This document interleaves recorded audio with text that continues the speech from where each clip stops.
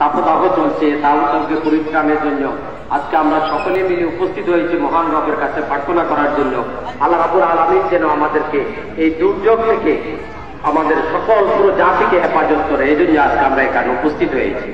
আমরা আজকে আল্লাহর কাছে ফরিয়াদ করব, আল্লাহ রাব্বুল আলামিন যেন আমাদেরকে এই প্রচন্ড তাপদাহ থেকে মুক্তি দিয়ে আমাদের জন্য শান্তির বার্তা আল্লাহ রাব্বুল আলামিন প্রেরণ করে। আজকে নামাজে আমরা সেই ফরিয়াদ করি।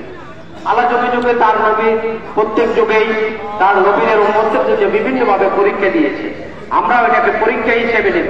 মুমিনদের ঈমান যাচাইয়ের জন্য বিভিন্ন ধরনের পরীক্ষা দিয়ে থাকেন। আল্লাহ রাব্বুল আলামিন কোরআনে পাকে ইরশাদ করেছেন, ওয়ালা নাবলুওয়ান্নাকুম বিশাইইন মিনাল খাউফি ওয়াল জু' ওয়া নাকসিম মিনাল আমওয়ালি ওয়া আনফুসি ওয়াস সামারাত ওয়া বাশশিরিস সাবিরিন।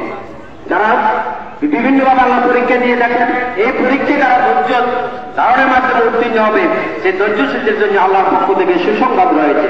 আসুন আমরা যেন সেই ধৈর্য